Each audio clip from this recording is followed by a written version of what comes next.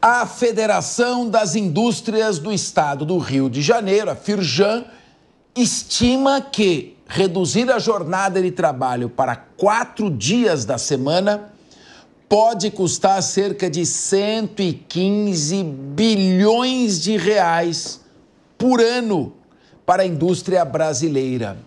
Esse cálculo foi feito em meio às discussões sobre a PEC que propõe o fim da escala 6x1. Você trabalha, na verdade, não é 6x1, é 44 horas semanais, é 5 dias, 8 horas e um dia 4. Então são 5 dias e meio. E aí troca por 4 dias. Segundo o estudo da federação, olha só, o custo total dessa brincadeira pode aumentar em 15%. E olha, no Rio de Janeiro, os serviços de exploração de gás e petróleo, o aumento pode ser ainda maior, que é uma área estratégica para o país. Pode acarretar um aumento de 20% a mais. O presidente do Banco Central, Roberto Campos Neto, também se manifestou sobre a proposta da deputada federal Érica Hilton e afirmou que a PEC é bastante prejudicial para os trabalhadores. Vamos ouvir. Esse projeto que tem aí dos 6 contra 1, né, desse projeto de eliminar e de passar com que as pessoas só trabalhem 4 dias por semana, é um projeto que eu acho bastante prejudicial, né, para o trabalhador, porque no final ele vai aumentar o custo do trabalho, vai aumentar a informalidade e vai diminuir a produtividade. Bom, Wilson Pedroso, essa é aquela mentalidade de país latino-americano, mais especificamente o Brasil, que é aquela mentalidade escravocrata. O patrão é o escravagista, o empregado é o escravo, o Estado tem que tutelá-los, porque eles são menores inimputáveis, que precisam ser tutelados. Nos Estados Unidos, você estabelece, o salário mínimo é esse, jornada máxima de trabalho é essa. Agora, estabelecidos esses parâmetros que protegem o trabalhador, vamos à livre negociação. Cada empregador senta e estabelece as suas condições para o empregado e com isso se garante maior oferta de emprego. Agora você paga, a cada R$1.000 que você paga de salário, você tem ali fundo de garantia, tem o INSS. Se o empregado quiser fazer a sua previdência privada, não. O Estado faz por ele. A gente já vê que não funciona, que o dinheiro é gasto em outras áreas, né? Nunca bate o calculatorial. É 8% de fundo de garantia. O governo pega o fundo de garantia e aplica. E se ele quiser pegar os 8%, ficar com ele e ele aplicar o dinheiro?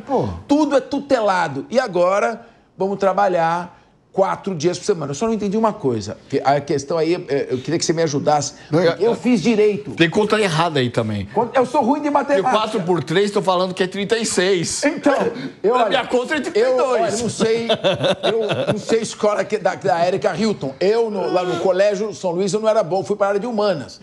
Mas o projeto reduz de 44 horas de trabalho para 36.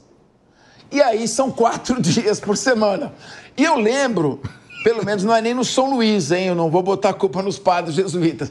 Foi no Externato Macedo Vieira, na Rua Loureiro da Cruz, na Aclimação.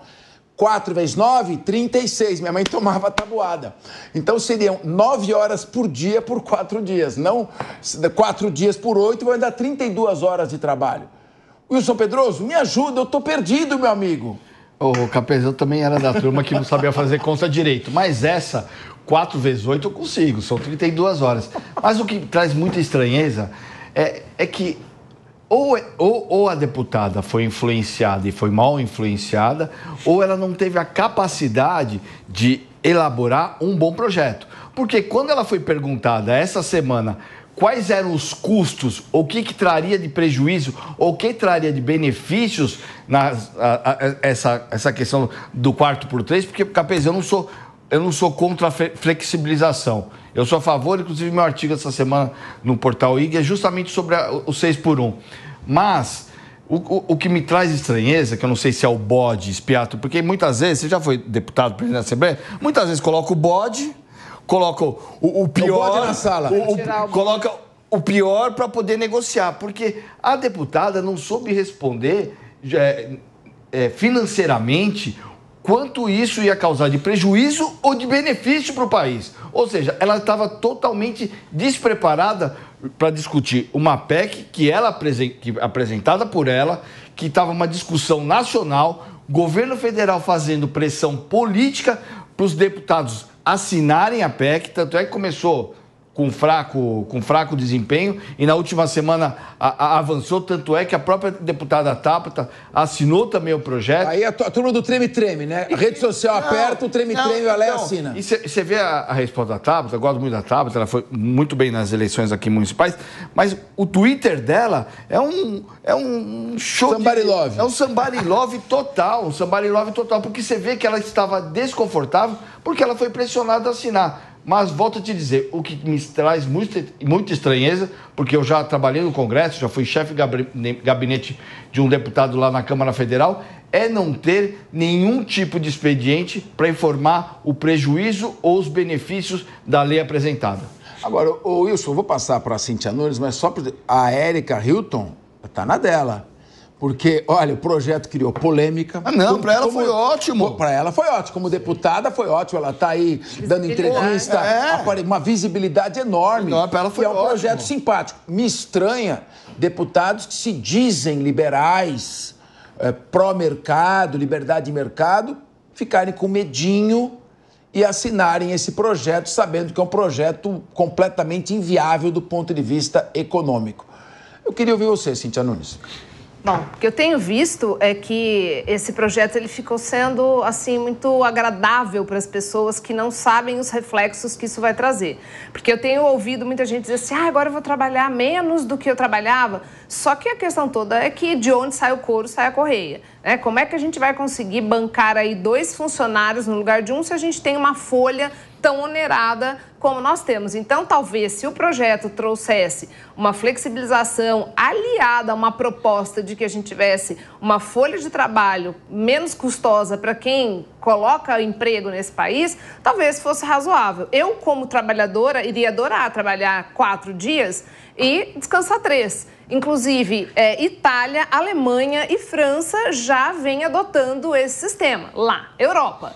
Né? Aqui, eu acho que a situação ainda fica complicada. E eu só me estender um pouquinho, quando você fala flexibilização, eu sou a favor peronomútil, mútil, porque aqui nós temos uma situação em que o empregador ele tem as cartas na manga. E as pessoas vão aderir a qualquer coisa para ter emprego, para poder pagar suas contas. Então, eu acredito que a gente ainda não está nesse nível de evolução. Pode falar. Só falei, eu falo flexibilização justamente porque a gente vive num mundo digital que quando a legislação foi constituída, não existia. A senhora falou, vou trabalhar 4, 3 vezes por dia, mas a gente trabalha muito mais por conta do celular, né? A gente trabalha muito mais. Mas é a nossa realidade, né? Então... Estou dizendo da população mais humilde, eles não têm esse poder. Porque se o empregador chegar lá e falar, olha, você vai trabalhar dessa forma, entre você não ter dinheiro para pagar as coisas, você acaba aceitando. Para o empregado mais, eu acho legal. Muito bem. João Belucci, eu acho que é o seguinte, quando você diz para o empregado, você vai poder trabalhar agora 4 dias por semana, você pode estar dizendo para ele, você não vai trabalhar mais nenhum dia. Porque a indústria vai caminhar, por falta de opção, para uma mecanização, uma robotização da produção, e você vai ficar sem emprego. Ou você vai partir para uma informalidade, que é ruim tanto para o empregador quanto para o empregado. Agora, no início da Revolução Industrial, não tinha regra nenhuma. Os trabalhadores na cidade de Manchester tinham média de 17 anos de vida. Liverpool, 15 anos de vida. Você acordava a criança fragilizada na sua saúde de madrugada, fazia trabalhar 12, 14 horas por dia, às vezes até mais, em condições absolutamente insalubres. Com o início do século XX, as coisas começaram a surgir leis que protegiam o trabalhador. Só que nós precisamos ter um equilíbrio.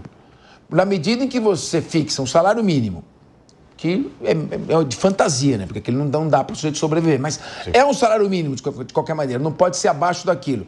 E você fixa o número máximo de horas semanais de trabalho, você estabeleceu parâmetros de proteção. Agora, querer regular cada centímetro da relação, muitos sindicatos de trabalhadores não estão querendo se manifestar. E outra coisa, você cria um projeto que regulamenta setores muito diversificados, com realidades distintas. Então, a flexibilização existe aí, que o Wilson está falando. É flexibilização estabelecendo parâmetros máximos. O vice-presidente diz, é a tendência mundial. Da onde? Na Europa? A Europa está estagnada na economia. Queria te ouvir. Não. Depois pode girar o Wilson, quer fazer um complemento. Vamos ouvir o Paulo Loyola.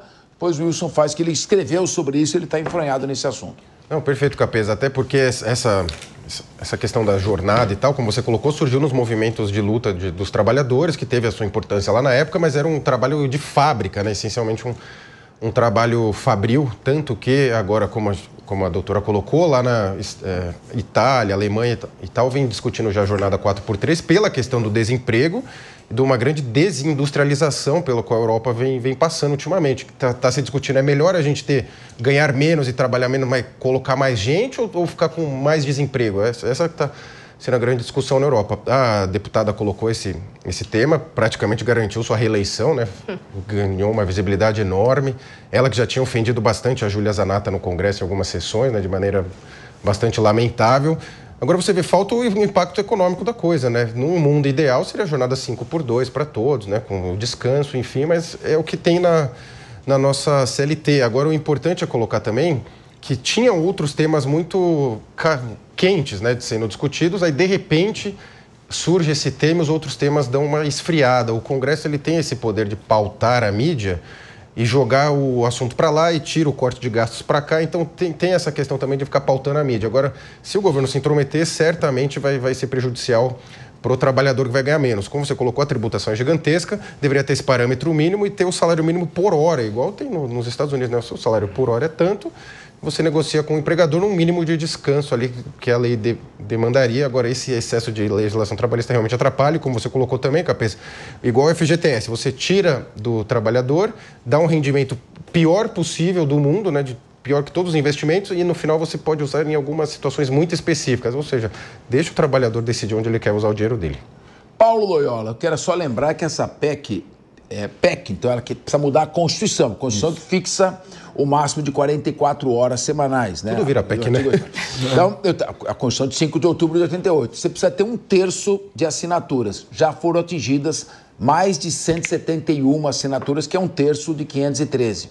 Agora, para aprovar, precisa ter 3/5 dos deputados federais, no segundo turno 3/5 novamente, aí vai para o Senado 3/5 dos senadores em 2 turnos. Não é fácil aprovar uma PEC como essa. Paulo Loyola, está na hora de aprovar essa PEC ou ela engessa muito a relação empregador-empregado?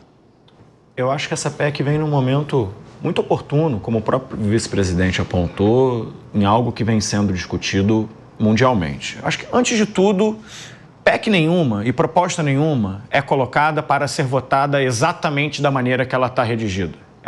E eu celebro que esteja em discussão algo que é importante ser discutido. A gente tem visto aí diversas pessoas falarem, familiares, gente que cresceu sem ver o pai, gente que não teve convivência familiar mínima, gente que fica completamente estafado para receber um salário mínimo e trabalhar 6 dias na semana, e a gente tem que entender e pautar o quanto isso é cruel com o trabalhador.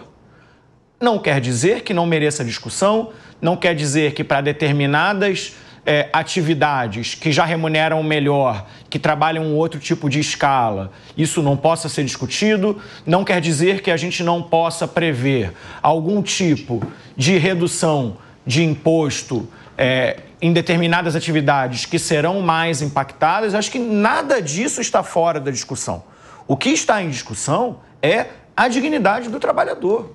E é sobre isso que a gente deveria estar se preocupando, porque é muito comum a gente viu, por exemplo, tem uma capa histórica do jornal o Globo, por exemplo, quando é proposta a CLT no Brasil, dizendo que o 13º ia quebrar o país.